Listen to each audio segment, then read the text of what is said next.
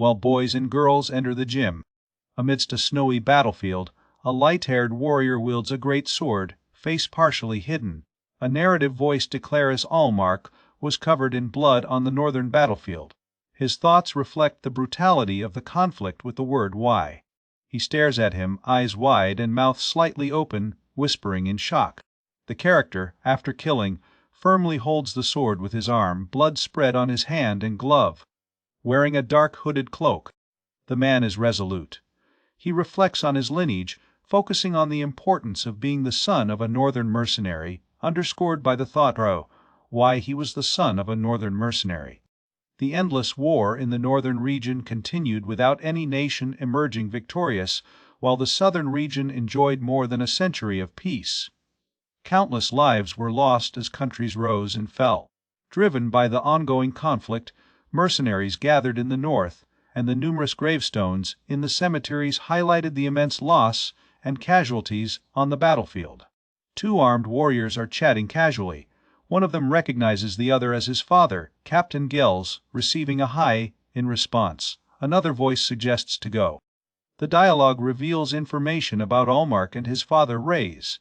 Someone addresses a partially seen character, mentioning Reyes, while another person calls for Allmark, seen from behind. This exchange suggests an important moment involving Allmark and his father. The young character was tired and dirty. The three characters are together in the snow. The one on the right smiles confidently while holding a sword, the one in the middle is serious and determined, and the youngest on the left looks thoughtful and anxious. They are stationed in the north as part of the vice-captain unit of the Black Wolf Cavalry. The young boy named Allmark, thoughtful, reflects on the difficulties he faced. The story reveals that he met Jorg at the age of 5. Allmark, holding some bowls, interacts with someone nearby. The second character thanks Allmark for the help, and Allmark responds by offering something in return. Showing individuals in a camp, they constantly change employers, moving from one battlefield to another. As the Black Wolf Cavalry marched through the buffer zone, the small skirmishes that had plagued the area for years seemed to escalate. The character says, and the Kingdom of Gilbar. Riding side by side, one character comments, "It's so quiet," while the other retorts, "You idiot." The character in armor advises someone, saying this is a reconnaissance mission and commands pull yourself together. A character moves with determination while another, filled with regret, silently apologizes. Suddenly, an authoritative figure shouts, "Take them." The fluttering character runs while shouting. The older man with closed eyes and an open mouth screams Kai in despair. He then cries out, "Help, I don't have gold." The character on the right laughs energetically and accuses him of lying, shouting, "Don't lie." In response, the partially visible character on the left questions, "What is that rich appearance of yours?" The man runs away while the mercenaries are behind him. He tells the team about the Gilbar army ahead and suggests a quick plan to disperse them and move on. He says, "Let's go," cheerful and relieved. The character in the middle silently observes, while the character on the left excitedly agrees with a yes. The character with long hair and a big beard is grabbed and pulled by the hair. The man grabs the older man's head, shouting, "Got you," amidst laughter in the background. The man teases the older man about causing trouble and his fine clothes, adding that he will avoid getting them stained with blood. The guy says, "For an old man, you're pretty fast," and comments, "You make us go through all this trouble, huh?" The scene unfolds with the man charging forward on horseback, sword in hand, causing panic. Someone shouts he, while holding a dagger, and another, worried, questions the presence of mercenaries. Aggressively, a character, confused, wonders why they are there. Amid the chaos, one character seems perplexed, murmuring "ha," while a close-up of another shows pure terror. After a fierce battle, he lets out a few, indicating exhaustion. Another character asks with concern, "Did the rest escape?" He faces the battlefield. When warning the older man about the impending dangers on the battlefield, the horseback character emphasizes the risks of traveling alone. The older man, lost in thought, simply replies, "I understand." The older man expresses gratitude for being saved. The knight who helped him responds simply. The man approaches the group, his severe expression signaling urgency. He speaks, then urgently calls out, "Hey, everyone." The character on the far right shouts, "Stop searching, the body's here." The other replies, "Understood." The character on the far left hurries, saying, "Sorry." He pointing, says, "7, 8, 9." The three are together, with serious faces. One exclaims, "Damn, Warner was killed." They mourn their comrade Warner after a battle. The two discuss their strategy. One suggests advancing a bit further, and the other agrees, noting the advantage if they can see Gilba's army. The second character agrees enthusiastically. They seem to be planning a reconnaissance mission. Mounted on horses, the group prepares for action. The man on the horse calls out to the old man, who responds with a simple yes. He advises someone. They suggest waiting for the arrival of the main unit for assistance, or if you prefer to travel alone, to use the name Raise to access a carriage. The tone is confident and encouraging. The old man with wide eyes exclaims, "Is everything okay?" The guy on the horse reassures the older character, "Don't worry." The older character, concerned for the safety of the women and children, suggests we can travel together to the border. The man on horseback confidently says goodbye, shouting goodbye, old man to an older man. The older man, puzzled, responds, "Huh," but then firmly decides, "All right, let's go." Contemplating, the old man expresses slight surprise with a hand gesture. Noticing that someone or a group has left, he says, "Oh." Followed by, "They have gone and already left." At the Black Wolf Cavalry camp, a woman and 2 children are shown near some tents. The vice commander and the other talk about their disappointment at not finding Gilba's army. The vice commander mentions that he is tired. In a medieval setting, 3 characters in armor discuss their mission. One, calmly, asks, "Hey, what's going on?" Another, shocked, replies, "You don't know." The third, serious and focused, mentions reason with a simple "uck." In the background, someone neutrally states, "We will continue our advance and secure the supply line for the fallen army. That is our mission." The dialogue highlights a moment of surprise and reiterates their task. He, with a serious look, demanded, "This is someone I know," whereas he, clearly worried about the person's whereabouts. She informs the other about the encounter with an old man who claimed to know them, causing a shocked exclamation from the surprised character. In a campsite, he near a tent hears the instructions given by a woman who points to a specific wagon. The warrior waves with his left hand, says, "Thank you for letting me know," and the woman replies, "Okay." A pot hangs over a lively campfire with food bubbling inside. The only sound is that of boiling, indicated by gutsu gutsu, emphasizing the absence of characters and dialogue while focusing on the auditory experience of the cooking process. An elderly man is pleasantly surprised when Reisdano, the guy, approaches him with a bowl of soup. Reisdano explains that he brought the soup to keep him warm, even though it is early. The elderly man thanks Reisdano and suggests that he shouldn't bother. Reisdano, reflecting on the time that has passed, offers the soup. They sit side by side and enjoy the soup together. Jorg thanks you for the previous help and introduces himself. The old man lowers his head in respect and gratitude, sincerely thanking Master Root for saving his life. He then expresses a strong desire to demonstrate his gratitude, emphasizing it with humility and acknowledgement. Reyes, the vice captain, introduces himself. Root laughs heartily as she exclaims, "Ha ha ha." The two engage in a moment of fun. The guy laughs joyfully at something he finds funny or absurd. The old man sarcastically questions the concept of gratitude. The old man announces that he comes from the kingdom of Garai, a great nation in the south. The king, with a serious expression, reacts with surprise, mentioning South magic, and introduces himself as the director of the Nork Academy of Magic in the Kingdom of Garai. Their conversation focuses on the kingdom and the academy. The elderly man is on a mission to find talented children. He shares his goal, causing the guy to laugh and call it a bad joke. An elderly character calmly reflects on it. "It makes sense that you don't believe me," and falls silent with a simple and thoughtful "well." A man sits, drinking from a cup, immersed in thoughts about his journey and how losing his staff has weakened him. As he contemplates, a hand releases a stone, reflecting his struggles. A bird flies while shedding feathers. The Root exclaims, "Huh," in confusion and, astonished, asks, "Is this real?" The guy mentions having heard about the Nork Magic Academy. He reflects on magical talent and education. With conviction, he asserts that talent in magic makes everything else irrelevant and that anyone can receive an equal education. He mentions, and I also heard that, once graduated, you can have a guaranteed successful career. Right after that, he asks, "Are you the director of that gym?" The elderly man, serenely smiling with his eyes closed, says yes. The old man is drawing on the ground with a branch, explaining that the academy is located on the island of Nork, part of the kingdom of Galai.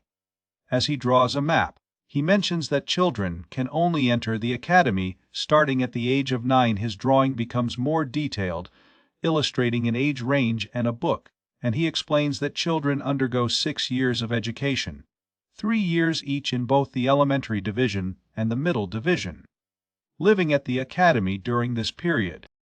The old man explains that 6 years of study make someone a mage, and 3 more years in the advanced division are for additional specialization.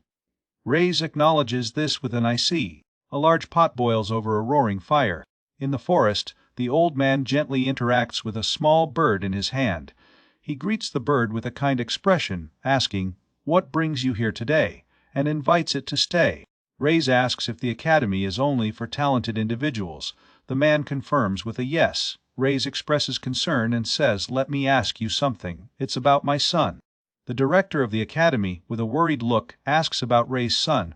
He confirms that it is Allmark, who is almost 5 years old. Allmark, in a hooded cloak, walks away sadly as they reveal that his mother died shortly after his birth. The old man advises the young man about the importance of ambition and self-sufficiency given the harsh realities of being a mercenary. He raises concerns about the youth's lack of ambition and shyness, revealing his role as a solitary guardian. The young man listens attentively, reflecting on the shared wisdom. The conversation emphasizes the rarity of confidence and the necessity of self-sufficiency. He declares, "I can say for sure." They discuss the potential of Allmark becoming a mercenary.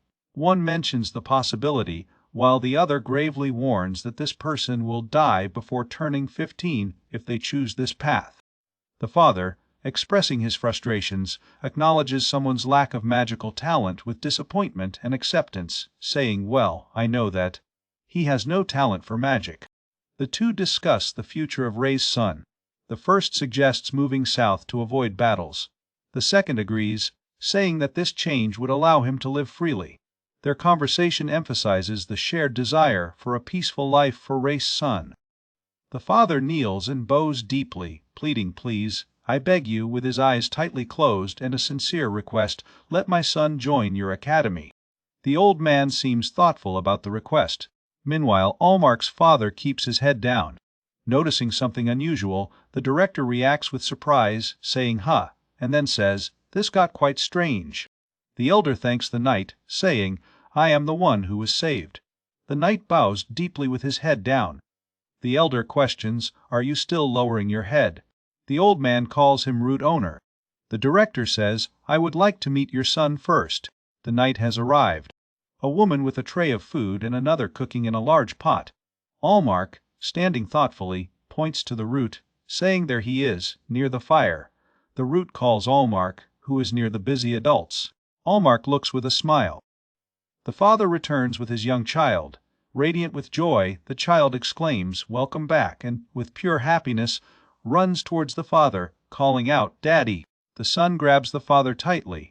The old man cheerfully says, "Nice to meet you," surprising Allmark, who sees him as a stranger.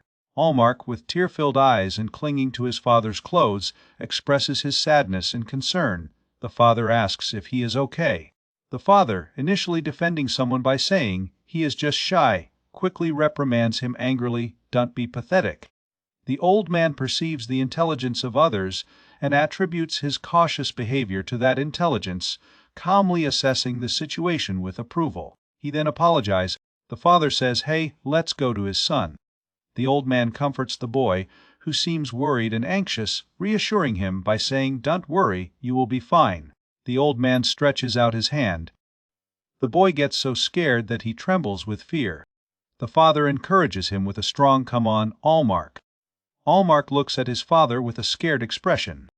A character shouts emphatically, triggering an intense emotional reaction in the other, who appears shocked and angry, grabbing their collar with wide eyes. The old man puts his hand over Allmark's head. The old man, surprised, says he is shocked. The old man continues, stating that he has seen many talented children. He concludes by expressing that he has never encountered a child with so much potential. The father enthusiastically says, "Really?" The father praises Allmark, placing a hand on his head and exclaiming, "Well done, Allmark." Allmark, surprised, responds, "Huh." Ray's comments on Allmark's early talent for the sword. The scene emphasizes his expression and attire. The old man confidently predicts Allmark's success as a mercenary, stating he will certainly do well as a mercenary. In a medieval scene, armed characters discuss the importance of mental fortitude in relation to fencing. One emphasizes self-sufficiency during military operations, while another questions the potential of a young individual. The director requests that a child be taken to an academy at the age of 9, and another resolutely agrees. The father embraces the child, expressing relief and happiness. The old man confidently believes that the child will become an excellent wizard. The old man thanks Towner for the help. The old man reaches out, hopeful to reunite in 4 years. The child is uncertain. The Root, carrying a child, thanks the child, admitting that it was he who received help. The child acknowledges with a yes, waves goodbye, and tells the man to take care. After that, the old man leaves. Years later, Allmark sought to become a skilled swordsman, just as Jorg had predicted. Although he did not receive training from Rays, he diligently trained on his own, wielding the great sword that his father used but no longer needed. Your quiet and shy nature has not changed. As he grew, his eyes began to have a strong, bright light. Rays observes his son training from afar. When Allmark was 8 years old, the men of the community set out for a battle against the knights of the Mercenary cavalry, leaving behind the women and children. At home, a young boy sat at the table, sharing a meal. The three end up seeing someone fall on the ground. A distressed and wounded young character urgently warns others to run, with tears streaming down their face, shouting to everyone while desperately screaming, "Run!" and "Kaya!" 2 enemy soldiers attack the main base, leading to a lethal confrontation. The character on the far left fights amidst the chaos, wielding a weapon with determination.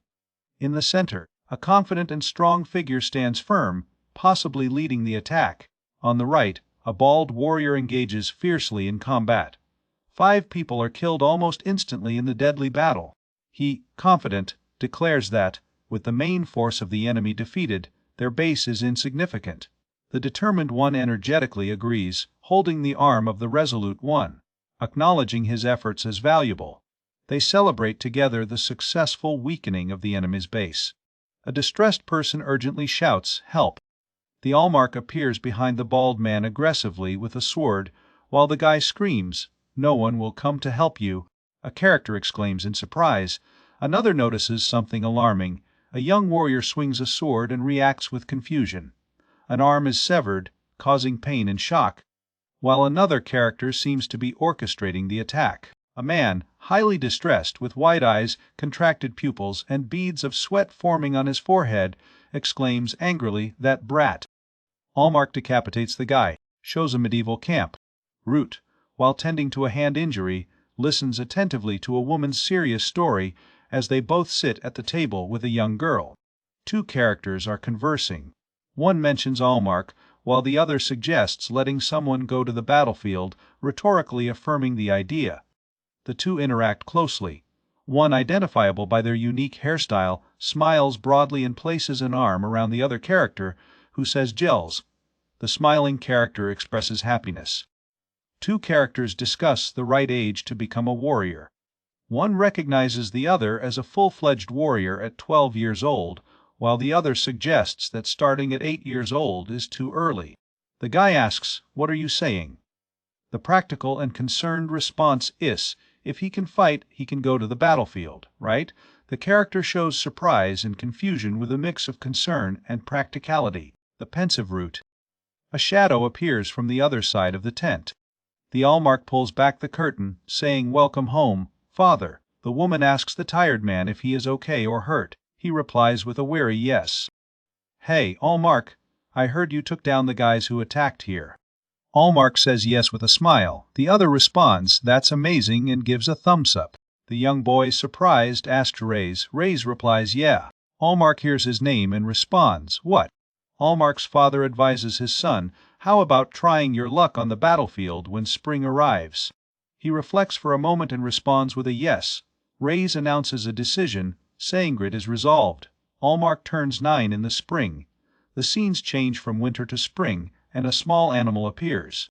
Mercenaries engage in a fierce battle, with weapons and arrows flying. Each day, the situation becomes more dire. Mark, a young fighter, appears worried and thoughtful, marking his debut in the intense conflict. Meanwhile, Reyes is fighting. He says, instead of attending the Academy's entrance ceremony. The father reveals Allmark made his debut on the battlefield. He holds his sword firmly, his determined expression highlighting his reflection on a past defeat. A heavy storm falls.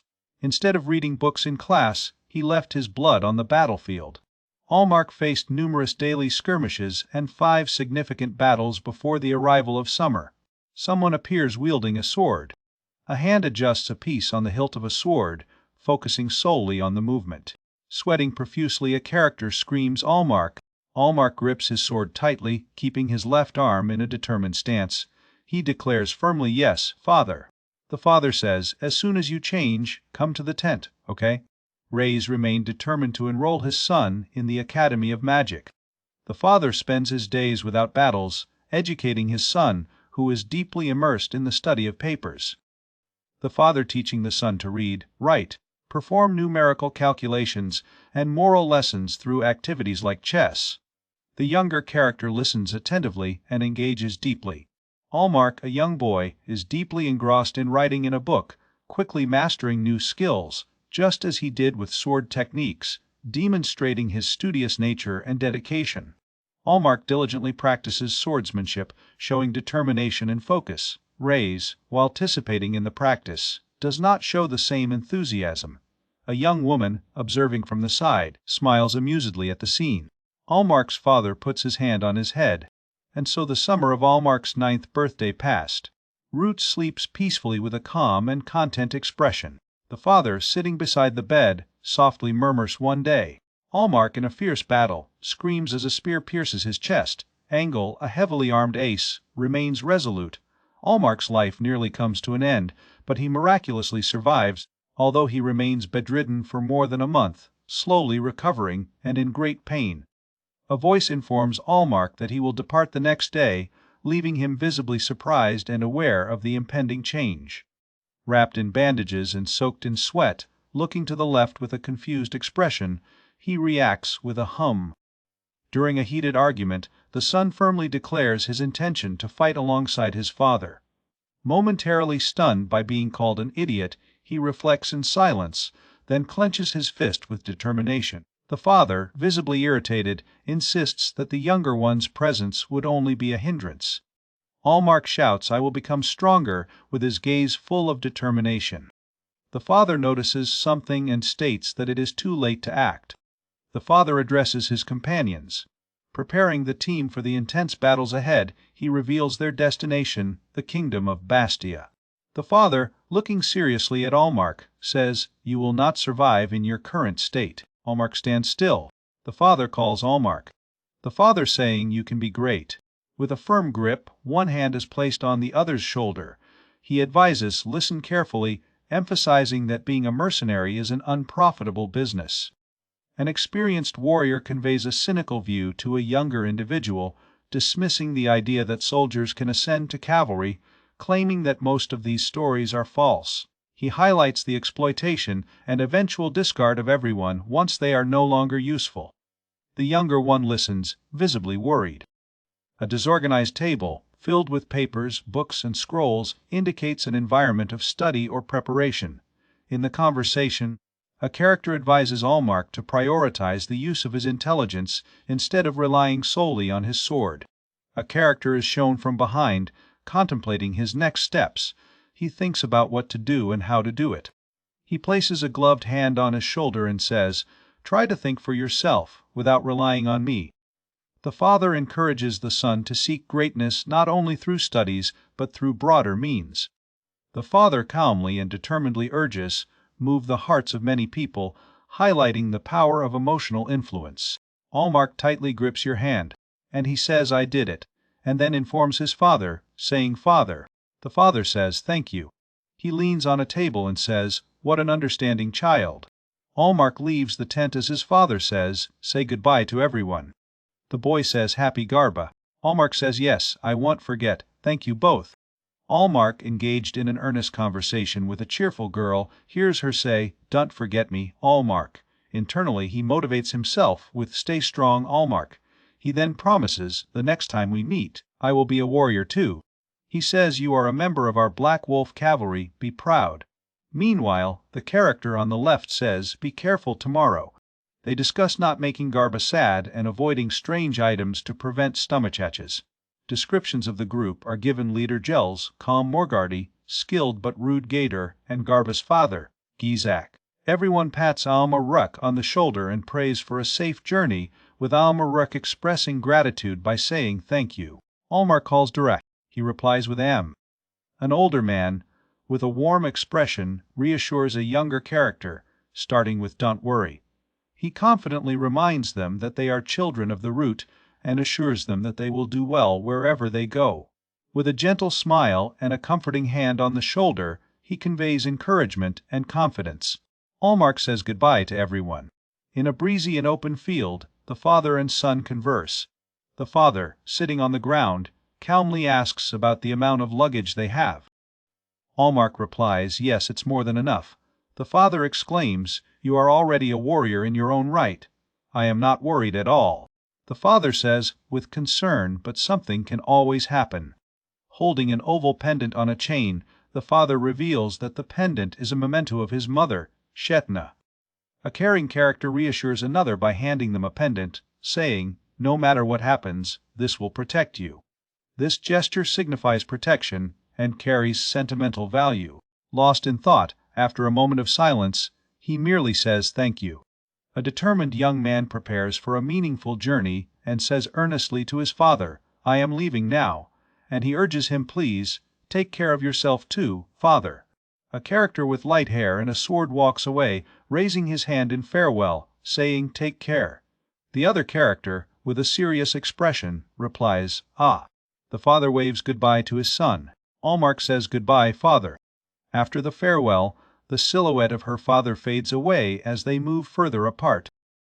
The father and Allmark say goodbye and go in opposite directions. Allmark looks at the tip of a boat and says, this is Nork Island.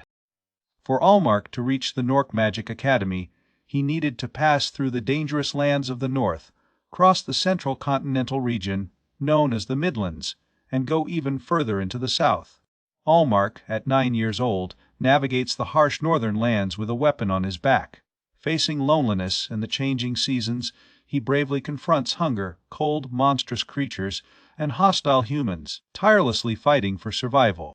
In the north, everything was an enemy to Allmark. He almost lost his life several times, each time escaping terrible situations with his exceptional sword skills and luck. Allmark embarks on a journey with warriors, wizards, and knights. Along the way, he discovers that about 80% of his trusted companions have betrayed him. With a broken heart, Allmark learns to identify trustworthy individuals. Allmark faces a harsh winter in the north and begins his journey through the Strait of Minoba. Upon reaching the border between the northern continent and the central plains, spring arrives, marking a new phase in his journey and the changing of the seasons. In a prosperous land on the central plains, Allmark, with his northern roots, walks with curiosity, exploring the buildings and arcades. Allmark reflects on life without war, describing it as peaceful. Alamak asks for a jar, requests the jar from the seller, and the seller hands it to him. He hands over the money. The seller thanks him and asks, where are you from? The customer, holding his purchased goods, replies with mild surprise, from the north. The woman next to him exclaims, you came to the north all by yourself. The other character, thoughtful, with his face resting on his hand, replies, oh, that's right. The woman exclaims, this is amazing, and immediately adds, I'll give you a little more. Allmark looks surprised and confused, exclaiming "ah," and then ends up saying thank you. The knight. Allmark, a young traveler, marvels at the peace and kindness of the land. He stays in a modest inn, grateful for the hospitality of the locals. With the arrival of autumn, and upon reaching the Commerce Department, he runs out of money but continues his journey. Despite his worn and ragged appearance, he remains determined, holding his sword firmly as a testament to his enduring hardships. Allmark says the people here are very kind. Allmark sits in a forest next to a campfire. A young boy, with a serious and thoughtful expression, reflects on his difficult life, mentioning that he slept outdoors every day. He notes that winter in the south is as harsh as in the north, highlighting the relentless nature of his challenging conditions. Looking at the night sky, he learned to have a dialogue with himself, finding peace and self-reflection. Seagulls circle the busy pier. A man orders, "Next, load this," and says, "Allmark, the seasons have changed and spring has arrived." Determined to reach Nork Island, he doesn't have the money for the fare and decides to earn it by working at the port for a month. He carries heavy loads, assists with various tasks, and interacts with others, demonstrating his dedication. With a sigh of relief, Allmark says finally it's over. Allmark arrived safely at Nork Island, holding a large sword while birds were flying in the background. He is on a cobblestone street and asks about the Work Magic Academy. A young person with short hair, wearing a beanie and carrying a basket, confirms the location. Surprised and a little hurt, one character exclaims, "So much." The other, wearing a hat, points ahead and explains more than a third of this island is the Academy's territory. "If you follow this road straight, you will get there." Allmark follows the path. He looks around as he follows the path. He looks up and says, "Ha!" He says, "What is this?" He runs towards the tower. He looks forward. Allmark, urgently, "Where is the main gate?" Allmark looks up and says, "It could be that." In front of a huge gate, Allmark marvels in astonishment, exclaiming, "Is this the main gate?" He shouts, "Excuse me, is anybody here?" Character, holding a spear behind a door, says, "Yes, yes, who is it?" followed by "Ha." Allmark introduces himself, mentioning that he traveled from the north to see the director. The other character is surprised and asks why Allmark is visiting. A knight informs Allmark that he is not here. The character says times are like this. Allmark says, "I did not receive any information from the director." The knight reacts in surprise. He asks, "How do you know the name of the master chef?" The pensive knight, a quick glance to the side, indicated by the Japanese katakana bars chara. He looks closely at Allmark. The knight agrees to guide him to the director's office, preparing to show the way. The man takes a boy, urging him to follow with a firm "Come with me." The guy says this is the main building of the Nork Academy of Magic. The two are in front of a large and elegant building. The authoritative figure explains that elementary school students will study there for 3 years. Allmark listens attentively, understanding the importance of the institution. Allmark says, "This is amazing," and then says, "I've never seen anything like this before." A character says, "Oh, yes, it would be great if you could study here too, wouldn't it?" The two climbed the building's steps. The knight explained that it was both the main school building and the residence for elementary school students, and mentioned that the principal's office was also there. They enter the building. Allmark looks around. They are walking down a hallway. The guy stops. In front of a door, he says, "This is the director's office." The guy turns, looking at Allmark. "Reach out your hand." The knight informs someone that they must take possession of his sword. Allmark agrees and hands it over. The guy can't hold the sword and says, "What is this?" At the door, someone says, "Come in." Another informs there is a child who wants to enter at all costs. The knight asks for permission, and he opened the door, shows the director's office floor. This is the boy, conveying a sense of seriousness. The image shows shelves of books in a library or study room. On the left, books marked with Roman numerals IV and V indicate a series. On the right, there are other books with different bindings. The environment is clean and organized, and the image appears to be hand-drawn in black and white. Director Jorg, amidst his mess, is approached by someone who mentions the presence of another person at the main gate. Jorg, without hesitation, asks, "And who are you?" A hooded figure holding a staff talks to another hooded figure who has a book and belongings. The first figure mentions that an itinerant magician once asked them about the appearance of the spirit of wisdom. The knight apologizes. He mentions that Allmark seemed to know the director's name. Allmark introduces himself to Director Jorg. The director speaks H.M. Allmark. The character is determined, identified as being from the Black Wolf Cavalry and the son of Vice-Captain Reyes. The knight thinks about the Black Wolf Cavalry. Root, while the director gets up, hitting the table. The director exclaims, "I can't believe it." He follows with a question, "Are you really the son of Lord Reyes, Allmark?" Allmark asserts and says that his father once helped another person. The knight is surprised.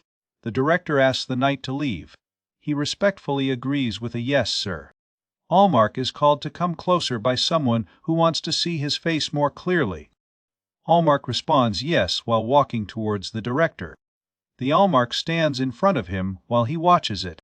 The director is astonished and exclaims, "If it is true that you are the son of Raisdung of the Black Wolf Cavalry, then you must truly be Allmark." Allmark looks at him while the director, thoughtful, says, The director, clearly worried, questions the young boy, asking why he is 2 years late, where his father is, about his clothes, and confirming his age of 11 years. The alarm says more about the principal. He smiles and exclaims, "I can't answer so many questions at once." The director, looking at him, murmurs mem. The director looks at Allmark and says, "So, please, let me ask one more question." He tilts his head slightly and joins his hands, apologizing softly with "That's how it is and sorry." The director puts his hand over his face and says, "Well." The first character, appearing to be upset, asks about the Black Wolf Cavalry and the state of the war. The second character confirms the continuation of the war and mentions his father's report, indicating that the situation has worsened. The director says it's a sad thing. The next battle against the King of the Abyss will require all the strength they have.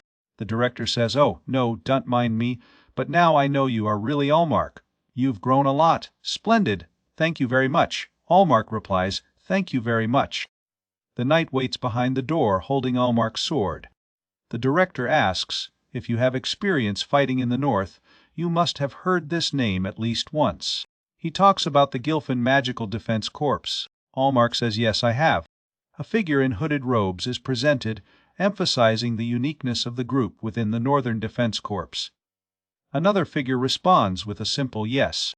Inspired by the cave, the Ash Sorcerer, wizards from the south traveled north to test their skills. However, the intense cold and brutal battles took many lives, resulting in the return of only a few survivors.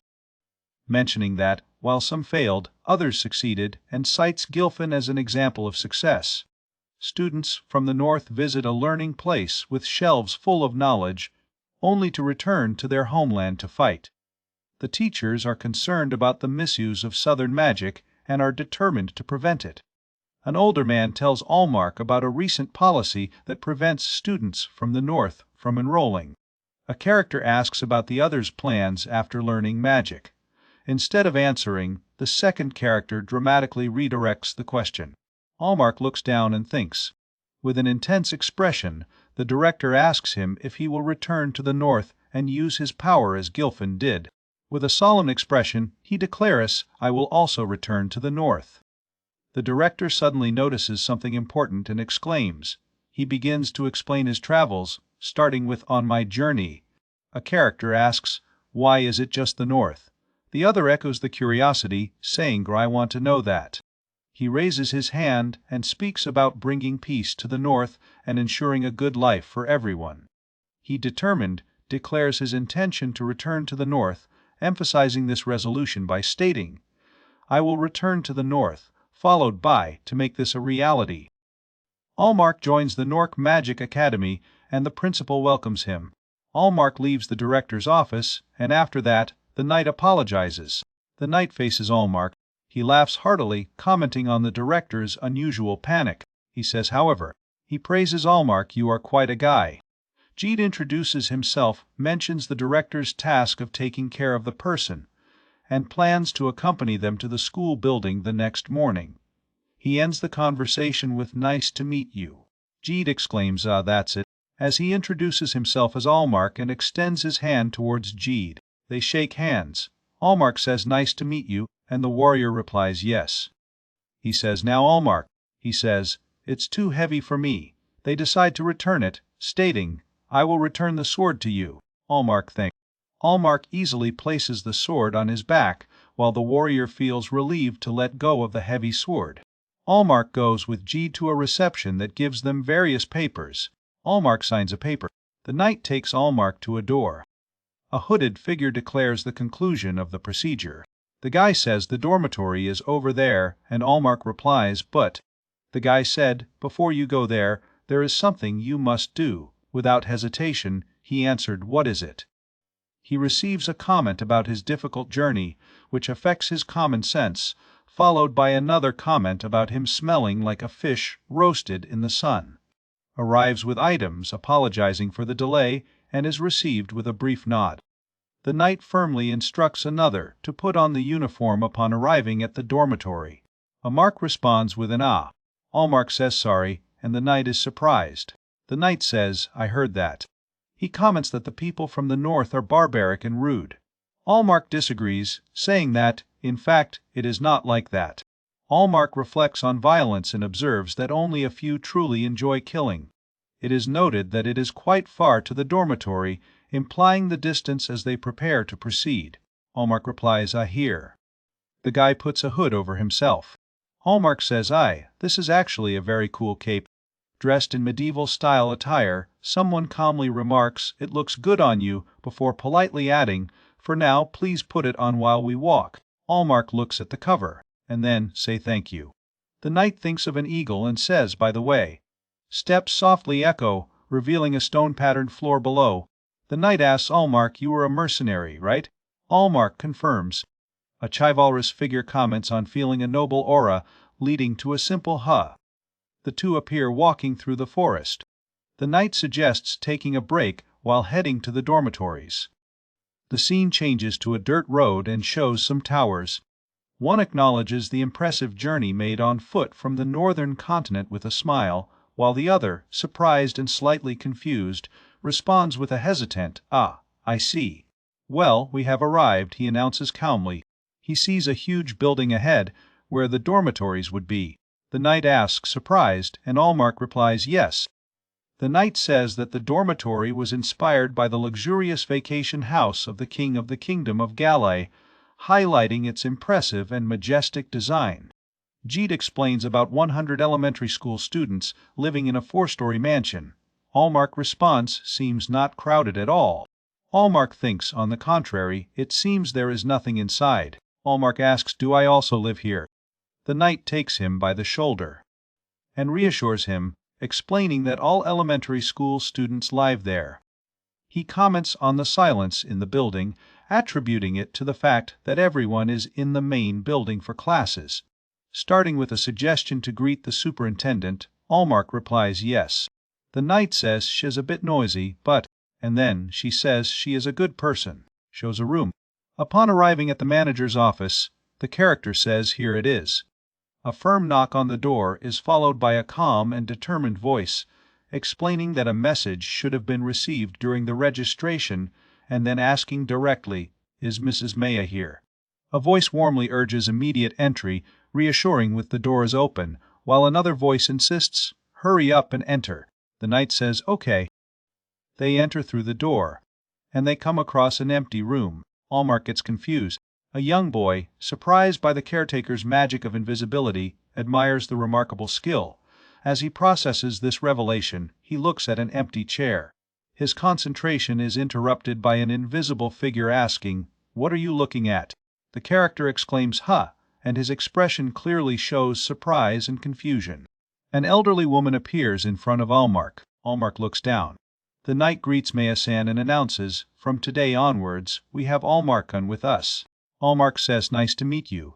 Sitting in a chair, Maya-san says, I'm not listening to your story. She says, by the time you graduate from elementary school, you'll be living here. So, don't cry just because you miss your mother's milk.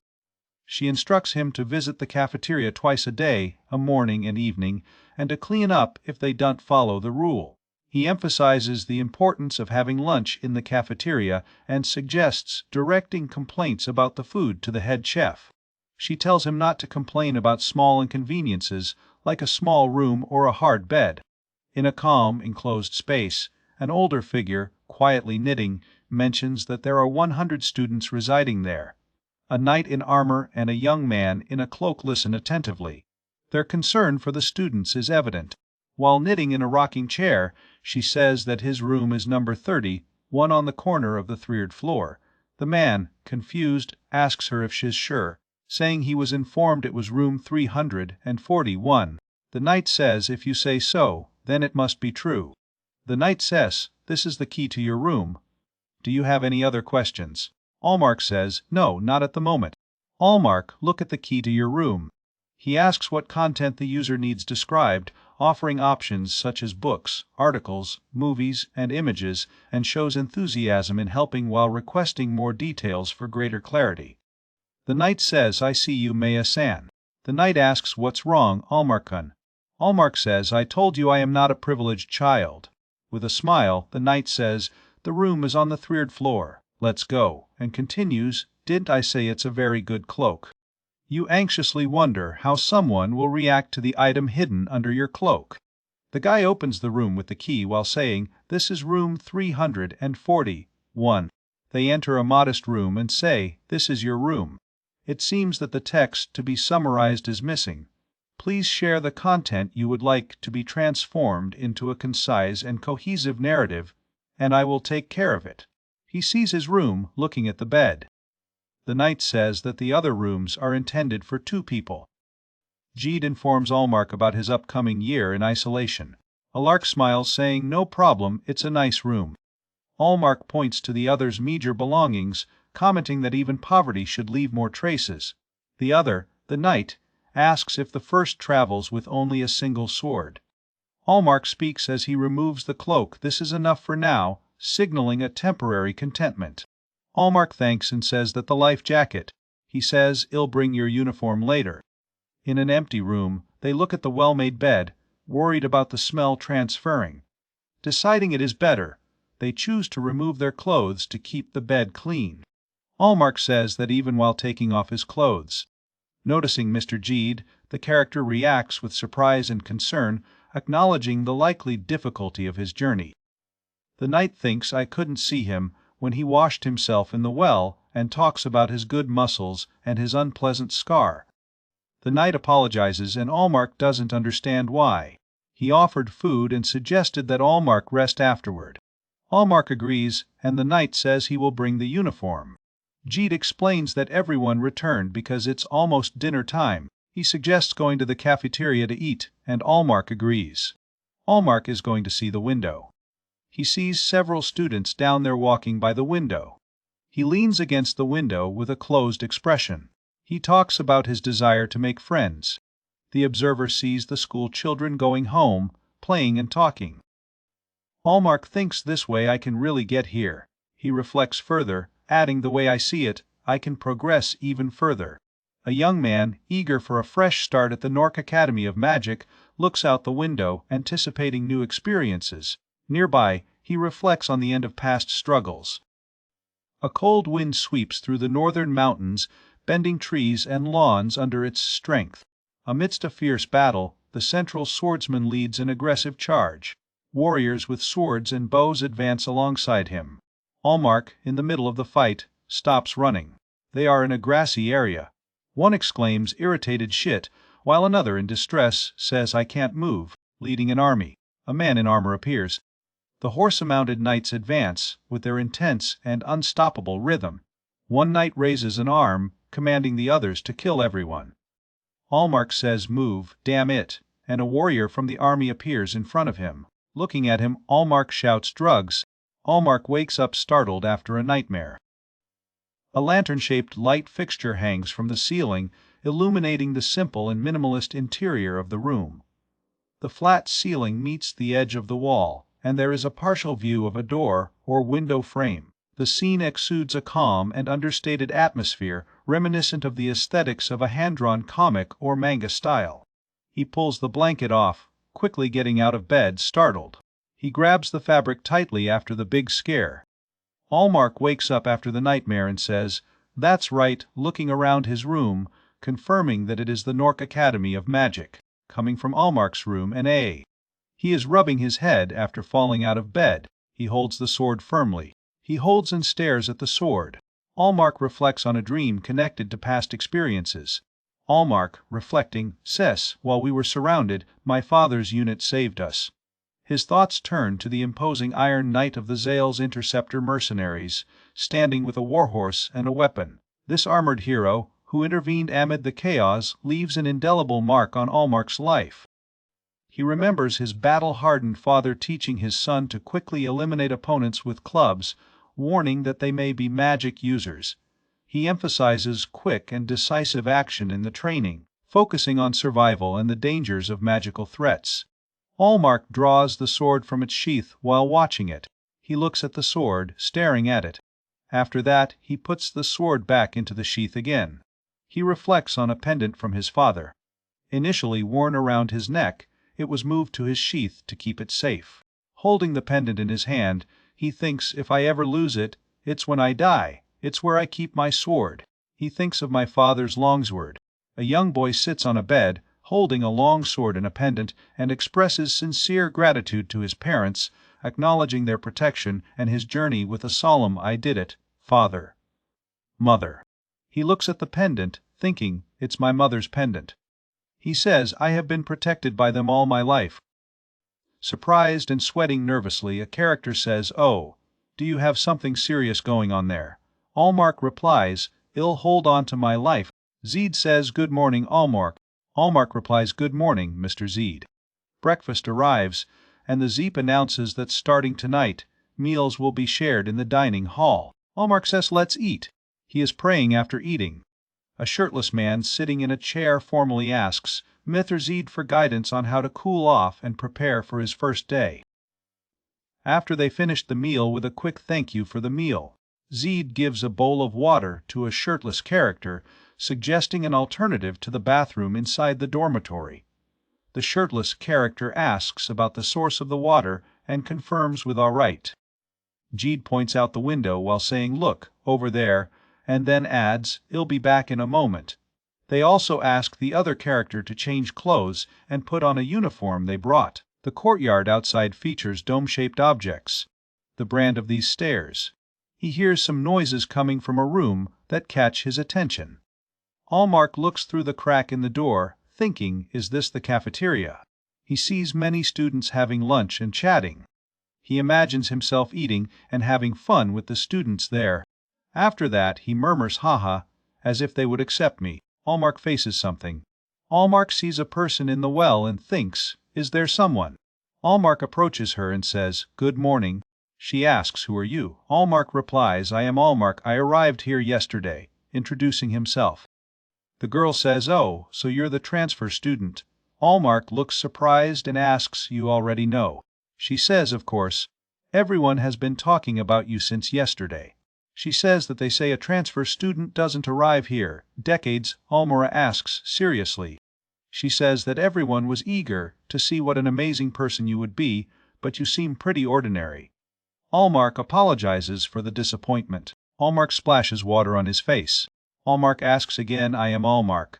And you, who are you?" She introduces herself as Jelia Coogan. Allmark asks, "It seems like everyone is eating, but are you okay?" She replies that it's fine if it's later. In the morning, Allmark says, "Don't be reprimanded." The old woman thinks that if Maya-san finds out, she will make a big fuss, but she will only be there early in the morning. Allmark speaks delightedly while playing with his hair. "My hair is still not done." "Have you finished yet?" She says thank you as she leaves. Julia suggests looking for answers elsewhere if there are more questions. Allmark agrees. A character welcomes Allmark, admiring the sword and calling it incredible, despite admitting their limited knowledge about swords. He notices the sword's resilience, despite the intense use, which leads another to ask about its importance. With a touch of humor, they admit they do not know, revealing that it was a gift from their father. A character asks if something happened and points out that the other one looks tired. Allmark mentions having found a girl downstairs. Jeed curiously asks about her identity. He says Jadalia and continues saying Jadalia Coogan. Jeed says Jadalia, right? She is a bit tough. He says, it seems I wasn't exactly what they expected, and continues with, I see, ha ha ha. Jeed then says that the first girl you met was Julia. What a disaster. It would have been better if it had been a girl like Wendy. Allmark asks, hey, Wendy, who is Mendy? He hears a noise and thinks. The sound of the bells. Jeed says, oh no. Jeed tells Allmark to hurry up and put on his uniform and go straight to the school building. He delivers the clothes to him. The character urgently tells the other to hurry. Allmark responds, all right, while they run. Two people run in an enclosed environment, one urgently shouting to hurry up, her panic contrasting with the calm determination of the other, as they keep pace and move forward together. An emblem rests on a dark fabric, while a voice reflects on a past experience in the north, mentioning magicians and suggesting a connection to magical events in that region. A voice recalls her father's grim remark describing a group of people as unpleasant. He remembers the past. Allmark's father tells him, you will eventually learn magic. Allmark appears reflecting on his self-taught fencing. That's what I thought. Allmark remembers the past and declares that he cannot imagine life without being a mercenary. The day before my departure, my father told me the whole story and added, but he never changed his mind. The discussion seemed serious and significant.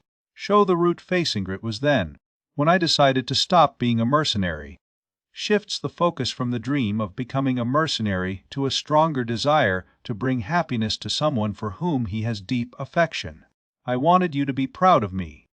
I didn't want you to think that I was afraid of magic. He was eager to prove his bravery, thinking about his valiant mercenary father. He contemplates the diverse impact of magic on society, observing its distinct forms in the North and the South. This introspection leads to a transformative realization.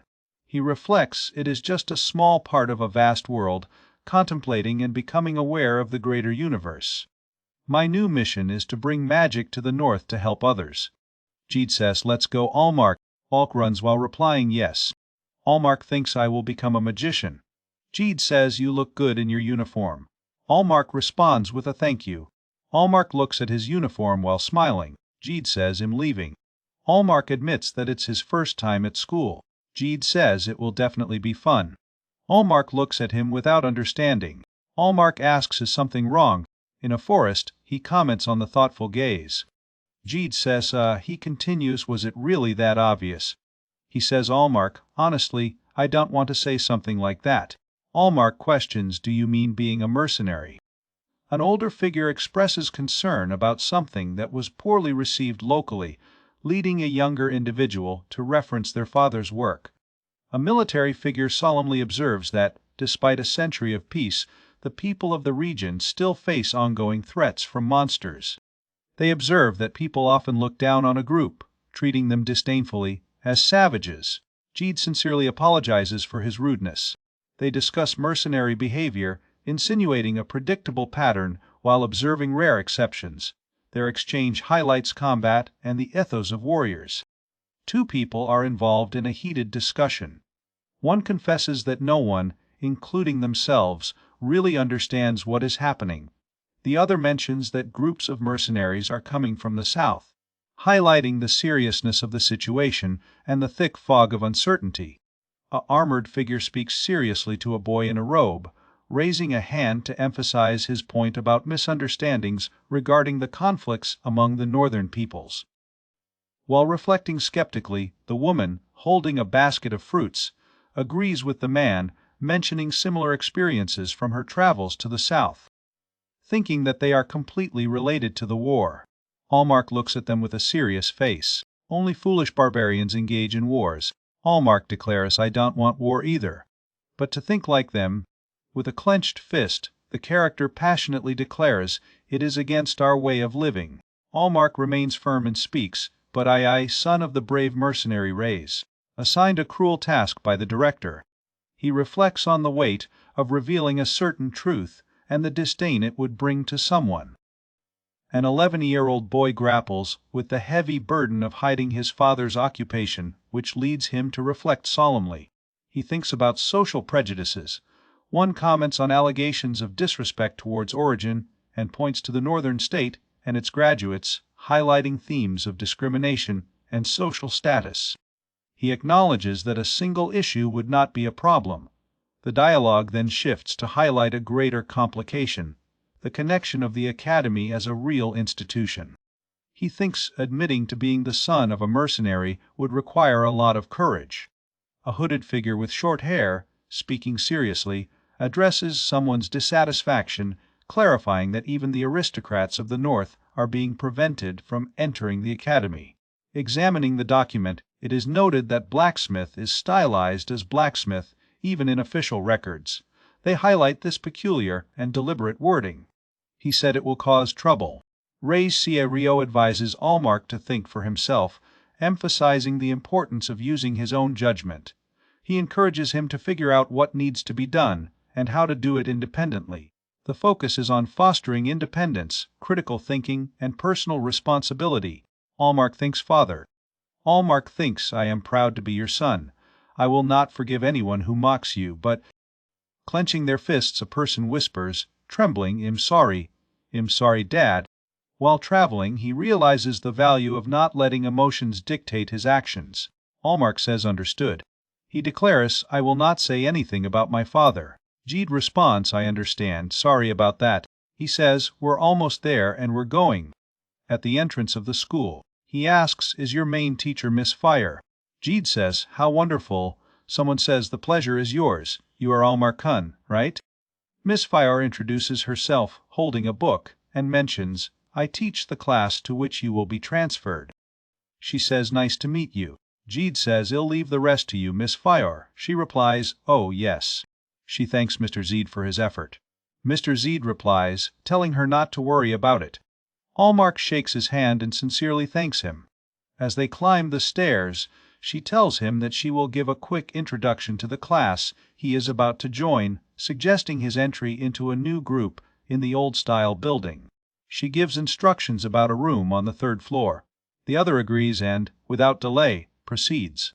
Fire explains that the school's fundamental division encompasses 3 years, with each class having about 15 students per group. She mentions that the curriculum includes general education and basic magic techniques. She advises him to be calm, promising that by the 3rd year, the mastery of magic will come naturally. She emphasizes the magical potential and suggests that they will carefully collaborate to develop it. Allmark responds with a yes.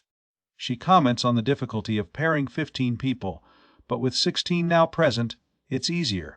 She asks him to quickly find a friend. She says it's almost time. She stops. She says to him, this is your classroom. She says to him, well, come in. He reaches out to open the door. He opens the door and looks around. He looks at several students. The teacher enters the classroom, greets everyone, and announces a transferred student. Standing at the podium, the new student listens as the teacher introduces him formally. Allmark thinks this is the classroom. The teacher at the front asks the class to understand each other. Allmark is introduced as the newest and 16th member of the class.